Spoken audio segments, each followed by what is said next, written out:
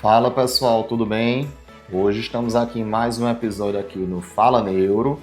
Lembrando que isso é um canal para conhecimentos da parte de neurologia, medicina, de uma forma descomplicada, descontraída, tá certo? Lembrando que aqui não é uma faculdade de medicina, nem tampouco uma residência médica em neurologia, é um canal informativo. E hoje eu trago um tema curioso, eu acho que para muitas pessoas, que é o caso que recentemente foi veiculado do grande jornalista, o Maurício Kubrusli.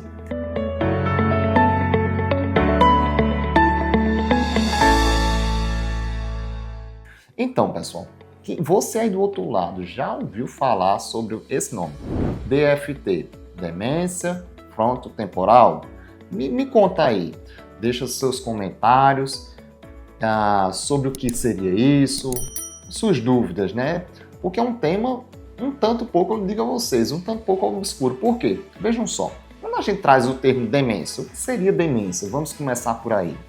Demência é o nome do estado de doença, onde nós perdemos funções cognitivas. A gente perde essas funções cognitivas, o mau funcionamento delas, podemos dizer assim, de maneira permanente. Vejam só, não é de maneira transitória, de maneira permanente.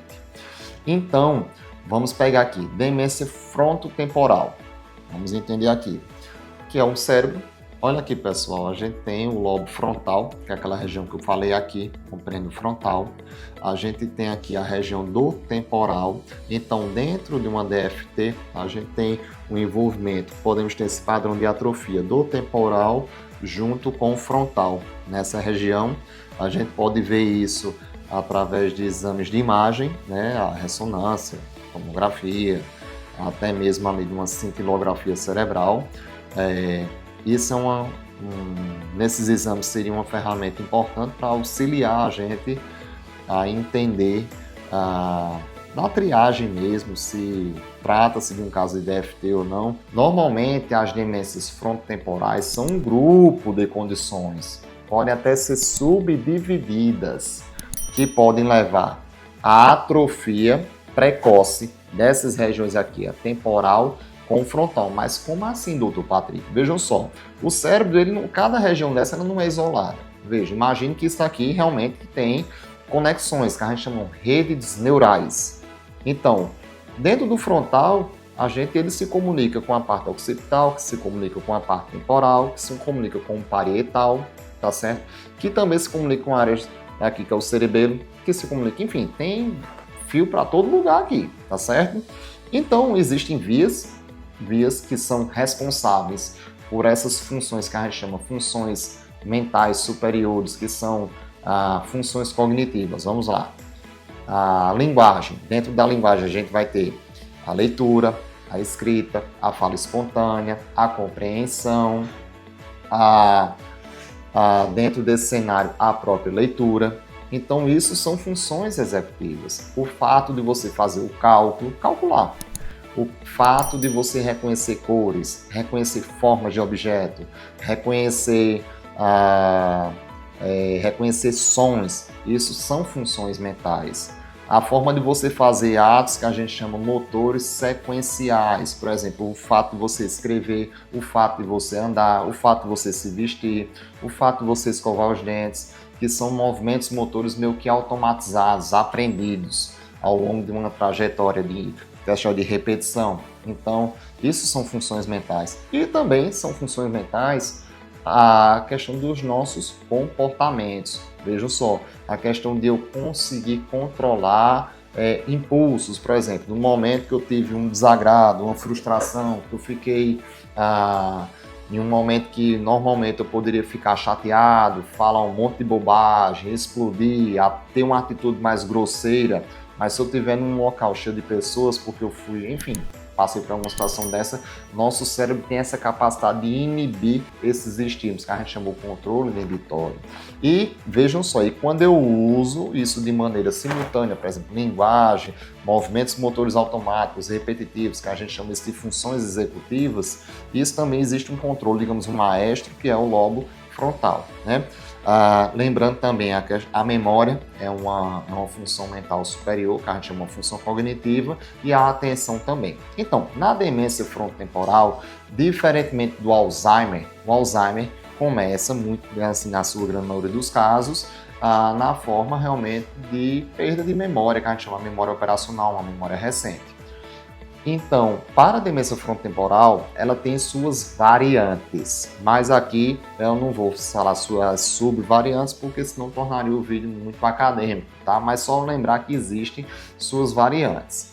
Mas dentro da demência frontotemporal, normalmente, a grande maioria dos casos, começam com alterações de comportamento, esse paciente começa a ficar desinibido, por exemplo, ter uma atitude muito diferente do que ele teria nos ambientes que ele costuma, por exemplo, trabalho. Imagina um trabalho, você sabe que você não pode usar palavras de baixo calão, ter uma atitude mais expansiva, por exemplo, assumir vestimentas diferentes, assumir posturas diferentes, não se hierarquia, ou seja, lembra daquela história do controle inibitório? Então, você passa a ter uma perda do controle inibitório, muitas vezes você pode ter compulsões, ter um comportamento compulsivo em diversas situações, seja com jogo, seja com alimentação, seja realmente com, por exemplo, até mesmo comportamentos compulsivos com limpeza, enfim, seja lá com que for. Normalmente isso vai acontecer, isso chama a atenção realmente de familiares, porque muitas vezes o paciente ele não tem essa percepção, quem está convivendo faz, não, está diferente, tem alguma coisa estranha. E lembrando, na DFT, normalmente ela é a segunda causa de demência fora o Alzheimer, em pacientes abaixo de 65 anos. Lembrando, o Alzheimer é a demência mais comum. Entretanto, eu digo assim, é uma demência que a gente vai, normalmente, na estatística, o que é mais comum a gente ver com o envelhecer, ou seja, acima de 65 anos, 70, 75, 80, existe um aumento da chance de você evoluir com essa, que a gente chama com essa disfunção para o Alzheimer, né? Mas lembrando, quando a gente chama o termo demência, lembrando, a gente está estabelecendo um diagnóstico de uma doença, de uma condição neurodegenerativa. Quando eu digo neurodegenerativa é o quê? Essa doença, ela não tem cura. Não tem cura. Eu quero que vocês entendam o seguinte. Alzheimer não tem cura. Aí, por exemplo, fechei o diagnóstico, não vou fazer nada. Não se trata disso. Não se trata disso, de maneira nenhuma. DFT, fechei um diagnóstico, não vou tratar, não vou fazer nada. Não se trata disso. Nós temos comportamentos, a gente tem, digamos, funções que a gente chama de funções de autonomia de vida diária, que nós sim podemos tratar. A gente tem que estabilizar. E outra, esse paciente normalmente ele não está sozinho, digamos, no meio, digamos, ele não mora sozinho. Muitas vezes está acompanhado de alguém, seja enfim, de algum parente, de alguém que convive com ele. E quem convive realmente é que tem, digamos assim, um sofrimento maior. Porque muitas vezes o paciente, como eu falei, ele não tem a percepção que está no estado de doença e de disfunção. No início dessas doenças, sim, o paciente pode referir, ele percebe que ele está estranho, que ele não está funcionando da mesma forma, já é um motivo, o fato de ele perceber que não está da mesma forma, já é um motivo para ele ficar deprimido. É comum nessas doenças o paciente evoluir, sim, um estado bem deprimido, mas lembrando, dentro da DFT, o diagnóstico é feito através de critérios clínicos, certo? E claro, excluindo também causas, lembrando, causas secundárias. Quando eu digo secundárias, seria o quê? Imagine que você teve, por exemplo, sobretudo uma doença que afetou essa região do cérebro, seja um AVC, enfim, seja lá o que for. Digamos que alguma coisa pegou na região frontal, algum problema de saúde. Enfim, você teria uma causa secundária que levou à disfunção dessa região. Entendeu? Você poderia até assim, ter uma alteração que se comportasse como uma DFT. A mesma coisa no temporal, tá certo? Uma doença, algum problema de saúde que chegou a cometer aqui no temporal. Então, normalmente, vocês vão entender que para o neurologista, quando a gente estamos diante de um caso desse, a gente vai precisar de exames de imagem, a gente vai precisar de exames laboratoriais, e muitas vezes, quando não se conclui uma causa muito bem definida e o quadro clínico está estranho, lembrando-se, estranho, não tem uma clareza, podemos lançar a mão de uma ferramenta que se chama avaliação neuropsicológica, que é uma ferramenta executada pelo neuropsicólogo, tá certo? E além disso, somado a isso, a gente ainda tem a questão da cintilografia cerebral, que a gente chama de espectro cerebral, para avaliar metabolismo, que pode ser a gente avaliar o metabolismo do cérebro através de marcadores, para ver se aquela área está captando ou não. E também existe, por exemplo, dentro da história clínica, vejam só, se você tem uma suspeita de casos familiares, que aquela doença aconteceu em vários membros da família de forma precoce e podendo estar associada a outra doença da neurologia, que é a esclerose lateral amiotrófica, nós sabemos que temos uma herança genética para essa condição, para a DFT. E diga-se de passagem, isso existe, sim. Mas não são todos os casos de DFT que têm essa ligação com essa parte genética com a esclerose lateral amiotrófica. São casos reservados, tá certo, pessoal? Que fique muito bem entendido. Então, dentro da DFT, a gente vai ter que fazer essa avaliação, essa ampla avaliação, provavelmente precisando de avaliação de outros profissionais, exames complementares, e vamos montar um processo terapêutico, ou seja, um plano terapêutico. Mas vejam só, Dr. Patrick, e a causa? Causa, muito bem. Causa, não existe uma causa definida para DFT. A gente sabe que nessas doenças neurodegenerativas a gente tem um componente que a gente chama a epigenética, ou seja, eu tenho minha programação genética, só para vocês entenderem uma coisa. Nossas células do nosso corpo, elas todas têm a sua programação de vida útil. Uma vez eu acho que eu já disse num vídeo sobre genética aqui, que, por exemplo, as células da pele, elas têm uma vida útil. Nossa pele, essa camada mais externa, ela se renova. E essas células, elas entram em programação de morte, tá certo? Seja assim, isso aí poderia ser acelerado da forma como eu estou vivendo, da forma como eu estou me expondo, da forma como eu vivi uma vida inteira. Eu posso ativar esses genes que levam à degeneração? Sim, posso ativar. Mas existe um fator de risco, digamos, bem estabelecido para a DFT? Não. A gente já viu que, por exemplo, a alta escolaridade poderia ser um fator protetor? Não, não tem como afirmar que a autoescolaridade não é um fator protetor, tá certo?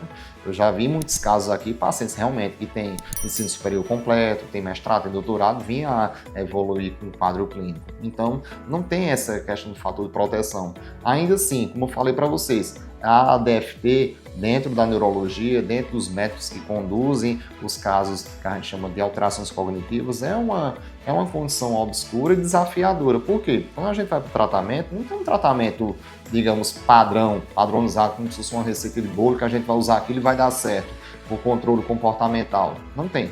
Eu acho que cada caso ele é individualizado, a gente tem que entender as demandas desse paciente, as necessidades desses pacientes, a idade que se fechou o diagnóstico, quem é que está morando com ele, quem é que está convivendo com ele, porque veja só, o paciente ele já não passa a ter o controle adequado, digamos, compreensivo e um controle sobre sua vida, sua parte civil, ou seja, sobre a tomada de decisões. Uma vez fechado esse diagnóstico, realmente essa capacidade de tomada de decisões, ela tem que ser passada por um curador, uma curatela. Então, veja, o caso é bem delicado, vocês entendem.